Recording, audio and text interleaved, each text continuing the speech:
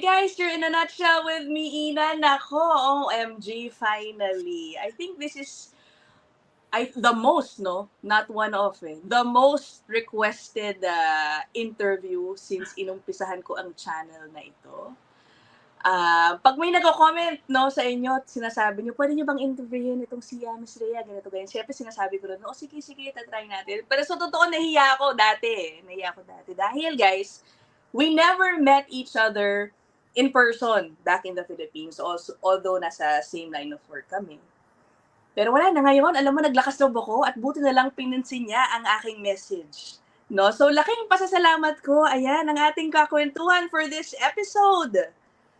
Rhea Santos. Yan. Wow naman, bakit ngayon ka lang, Ina? Ano ba? Ang tagal na natin dito. Kaya nga, hindi, pero totoo, nahiya kasi ako, sabi ko, hindi katulad halimbawa ni Henry Omada Diaz, Sir Henry, no? Kahit pa paano na-meet ko siya, kaya ko siyang i-message. We never met back in the Philippines, di ba? But of course, I know you. Nako po. Tayo nagkita. So anyway, thank you so much. As I mentioned, totoo. As in, konti pa lang ang subscribers ko. Gusto nila ikaw ang wow naman. So sorry guys, it took a while, but finally, we're here. Okay. Ina, thank you. Thank you. Thank you. Naku, ako laking boses. Salamat sa pag-imbita and kung sino man doon sa mga nag-request. Thank you very much at hindi po kayo nagsasawa sa storya ko. Yan. Okay. Actually, speaking of your story, I know I've read sa mga publications, lalo na you explained why you left the Philippines. Guys, by the way, this August, 6 years na si Rhea in Canada. Ang bilis, no? Ang bilis ng mga pangyayari. Yes. Ano ba yan? August 5, 2019 to be exact when we left. Yan, okay. So, sorry, uulitin ko. Papaulit ko. I hope you don't mind. Okay. Why you left the Philippines? So ba't ka nga ba nag-Canada ulit, no? Para lang sa mga baka nakaligtaan yung iyong mga nabalita tungkol sa'yo before. Siguro na to, usual na tong maririnig mo sa mga magulang na may mga anak. Para sa mga anak, you want to give them the world. You want to give them bigger opportunities. May mga oportunidad sa Pilipinas, definitely. For my kids, I'd like to believe dahil piniprep naman namin sila, diba? Pinalalaki at pinapasok sa mga eskwelahan na naniniwala kaming, meron kang, pag gusto mong maging ganito, posible. But we want to give them the world. We want bigger and better opportunities for them. Kaya nag-decide kami ng asawa ko na subukan kaya natin silipin ang Canada. Because we've been to Canada 2017 Nanood kami ng concert. Initially, I'm sure nabasa mo na rin. Initially, it was Australia. We were targeting Australia. Wala pa kaming mga anak noon. But of course, it didn't work out. Hindi nagtuloy-tuloy. It was taking so long sa Australia. Ang Canada, when we found out that, I can go back to school and siguro timplahin, tansyahin, ano ba yung mga oportunidad na pwedeng i-explore dito. Tapos, magsastay ba tayo or hindi? But you know what? Everything fell into place kasi. Oni, bigla. After a year, alam mo bang August 5 din ako nag-sign up sa kanila? Wow! Talaga? And since then, so August 5 kami umalis, diba? Then August 5 landed in Canada. August 5 August 5 we left Manila, if I'm not mistaken. August 5 nag-sign up ako sa Omni. And then basta kada dumadating ang August 5, I make it a point that something big happens in my life. Laging parang meron akong gagawin.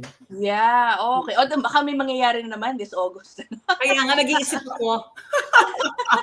Okay. Pero alam mo, maraming nagsasabi, lalo na sa panahon ngayon, if you already have a good life in the Philippines, ang hirap ngayon mag-Canada, wag nyo nang ituloy yan. And Rhea, obviously, I think, you had a good life back home. You were, diba, living the life already. You were famous on TV, earning well. Your husband a businessman. Your kids went to the best schools. Yung mga ganon. Ba't ka sumugal, no? Sa Canada? I'd like to believe we had enough in Manila. Okay? We had enough to live comfortably. Okay? Bakit ako sumugal sa Canada? Actually, hindi ko siya tatawaging sugal. Kasi nagplano talaga kami. Yeah, that's good. At yun ang importante sa mga nagbabalak pumunta sa kahit anong bansa. Hirap yung susugal, tapos bahala na. Yeah. Basta dito na ako, tapos hanap na lang ako ng pathway. Hindi nagplano kami ng husband ko na, okay, syempre siya, diba? Sinong mag-aaral sa atin? Oo. Sabi ko, 40 na ako, mag-aaral pa ba ako? But, you know what? Parang, everything was going digital na rin that time, diba? Sabi ko, 40 years old, I just turned 40, tapos, masasabi ko, parang kalahati na yun ang buhay ko. I wanted something new. Alright. Tapos parang ang direction naman ng media is digital. So I took up broadcast and online journalism. And sabi ko, kung hindi man mag-work out anything in Canada, at least meron akong bagong kaalaman, I can bring it back home to the Philippines. Yeah. Right. But again, as I've mentioned, everything fell into place. After a year, nag-COVID pa, diba? Who would have imagined na sa kalagitnaan ng COVID, magkakaroon ng Filipino news program kung saan mag-a-apply ako. Right, so, right. Just everything fell into place. Parang sinabi ko nga, Lord, purpose mo ba talagang mag-Canada ako? Parang I think so, diba? Sabi ko sa'yo, Ina, bago ako umalis ng Pilipinas, actually excited na rin naman ako na mag-aaral ako, tapos siguro mahilig kasi ako sa kape. Okay. So sabi ko, parang gusto kong matutong maging barista.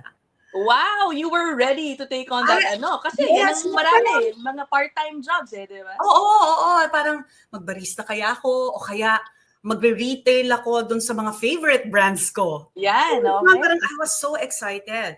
And then, yun nga, after a year, yung opportunity to work in a Filipino news program, diba, sobra naman siyang sakto lang dumating. So sabi ko, you know what, why not? I've been doing that in the Philippines for 19 years before I left. Sabi ko, baka ito nga siguro yung calling. And true enough, yes, I am enjoying it. Yeah. Teka, so OMI happened a year after you landed. What were you doing? Did you have any other part-time job before ka nag-OMNI? Okay, natanggap ako as student ambassador, tour guide, ng BCIT. BCIT is British Columbia Institute of Technology, where I graduated. COVID hit. So canceled ang tours. Oh my God, talaga? Hindi ka man naka-tour ng kahit isang buwan? Wala. So nag-apply ako, kasi nga parang limited din lang ang working hours ng student, diba? So sabi ko, maganda, habang nag-aaral, ang trabaho ko, nasa eskwelahan na rin. Yeah. So nag-apply ako as, a BCIT ambassador. I got in, training, sumweldo ako. So that was my first job. Kaya lang, hindi ko na na-apply kasi nga biglang nag-COVID. Oh no, wala nang tours. And then after that, ano nangyari? Hindi na, wala na. Mahirap na rin makahanap siguro na job at that time. Parang very uncertain during that time Lalabas ka ba? Pwede bang lumabas? Pwede bang mag-apply? Pati mga restaurant, sarado. Diba? So parang stuck lahat sa bahay. Yeah. And then, it was a big help, of course, ang Canadian government. Kung pasok ka doon sa mga eligibility ng kanilang, kumbaga, tulong, no?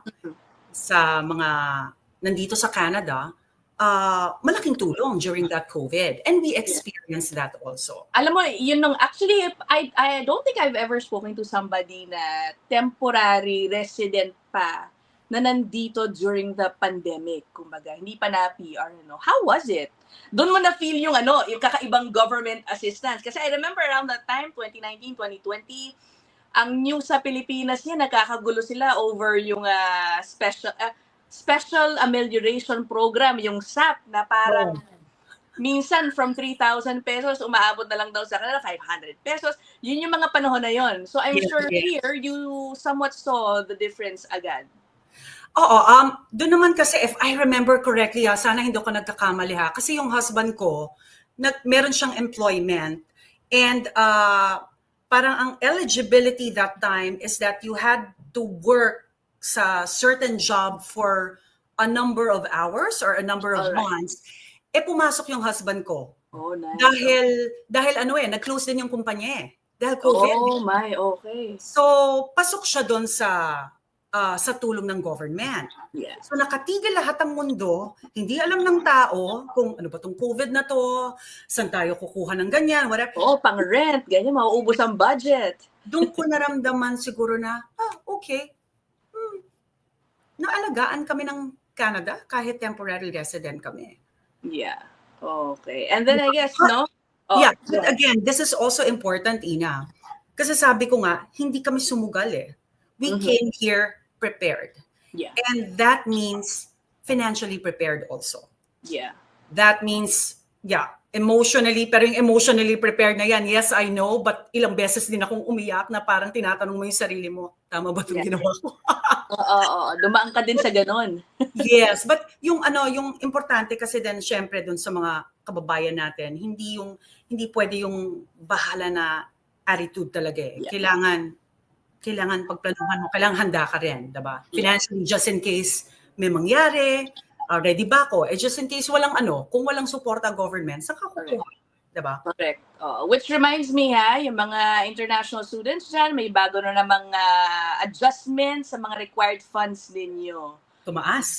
Tumaas na naman, and I guess kung kaya yung dagdagan pa ng gusto, dagdagan ninyo because you never know what's gonna happen while you're temporary status. Okay. Anyway, sige, I will show some pictures, no? Ayan. I hope you don't mind, by the way, I got this from your Instagram account. Okay lang. Public account. Okay. Go. Ayan, sa Omni. Okay, doing field work, diba? Ayan yung kay Taylor Swift. What's this Taylor Swift? Yes. Oh my gosh. Okay, wow. So, namigay ako ng 25 pairs of tickets. Swerte. Ayan, sa studio. And then you were back pala in the Philippines just a few months ago, no? Or January ba? I think this was March. January, na-check ko Nandun ako March for my dad's 75th birthday. Oh, and then December nung Pasko, we spent Christmas there as a whole family.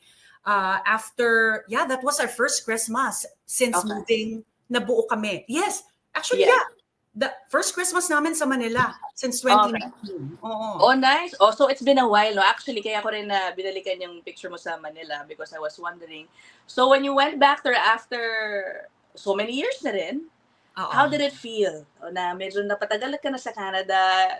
I'm sure you missed it, syempre, no? Kahit naman ako sa Pilipinas. But when you were there, were you like me na parang biglang lahat kino-compare mo?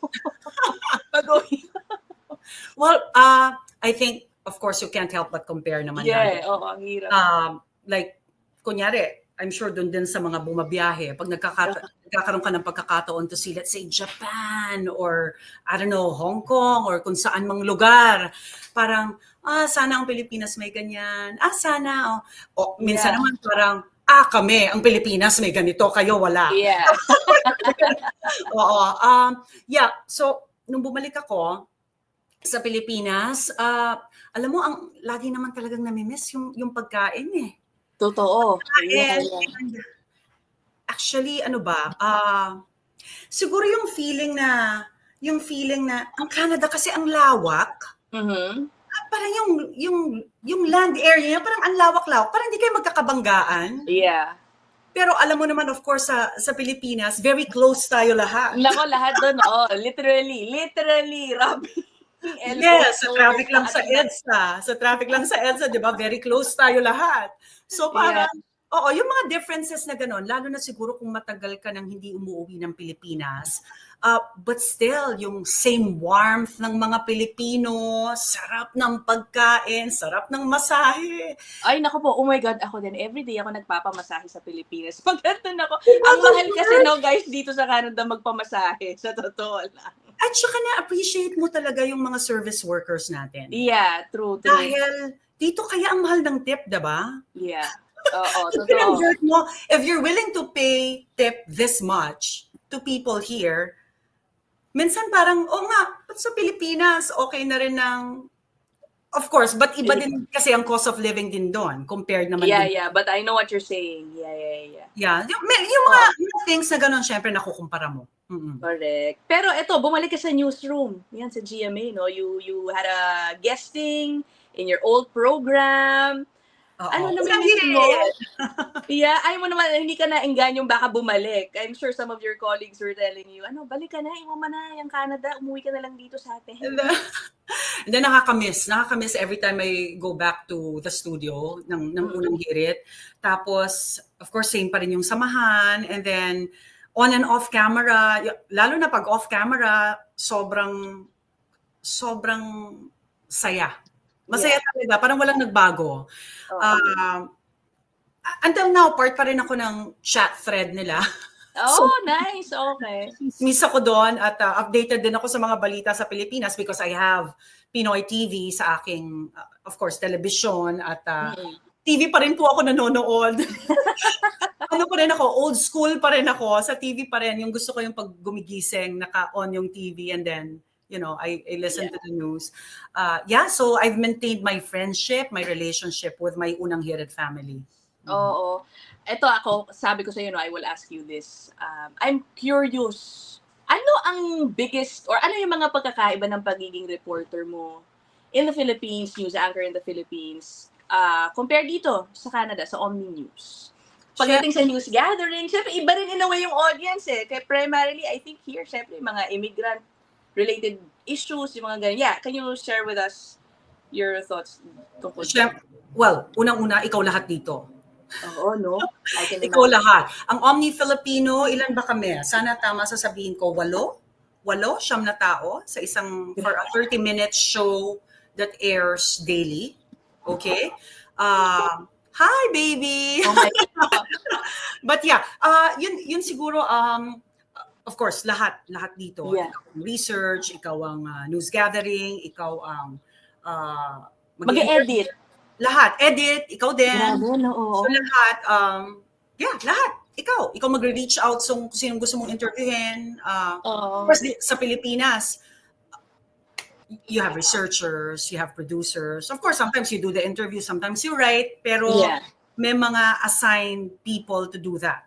Diba? Yeah. Kumbaga, bayanihan. Dito talagang ikaw, bayanihan din, pero, gawin mo lahat. Oo.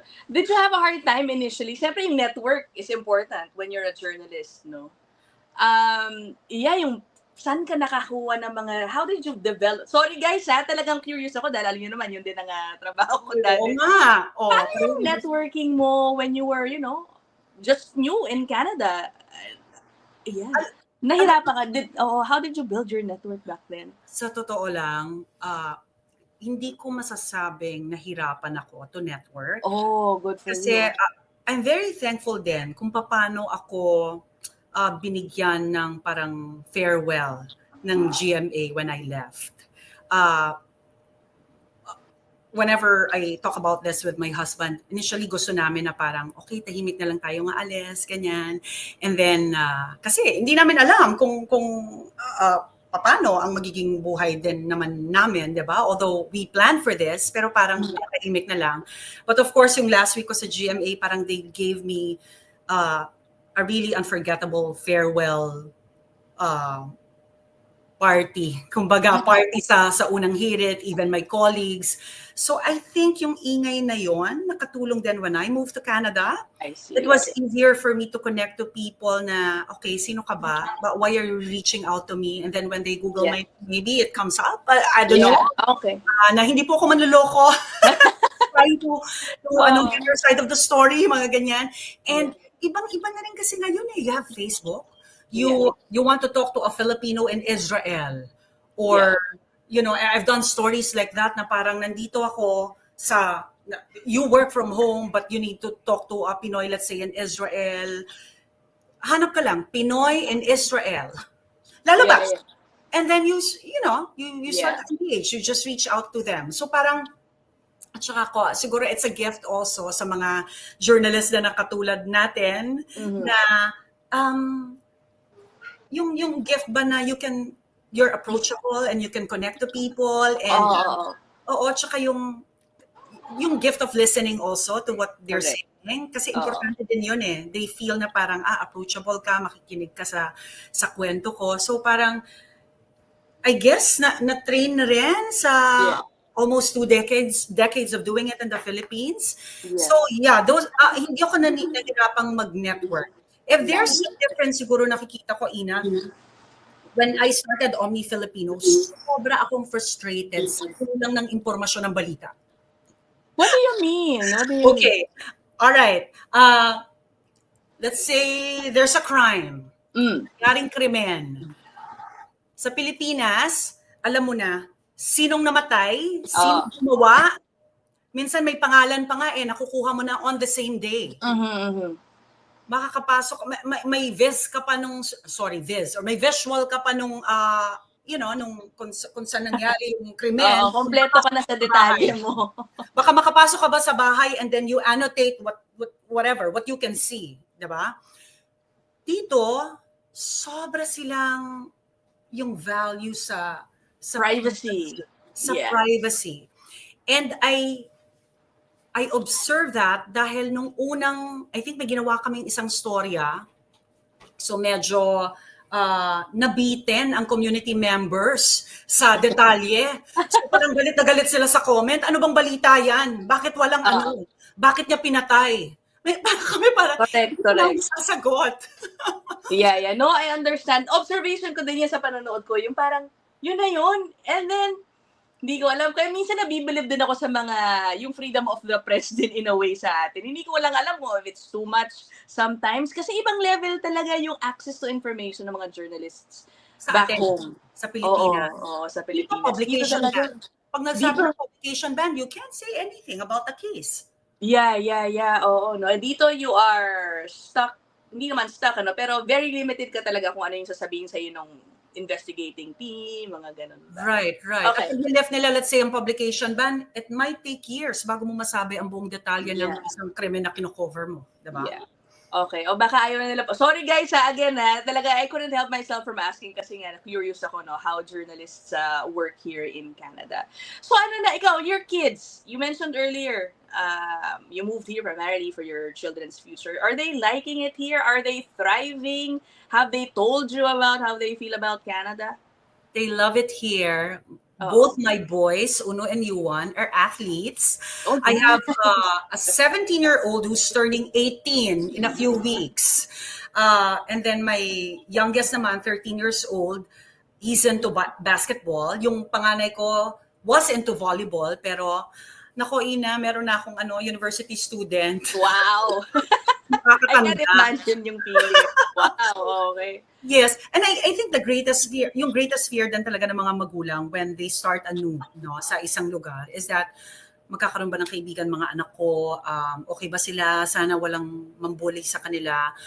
But surprisingly and fortunately, after a month of just being here, naka-adapt sila agad. Tapos may mga kaibigan na.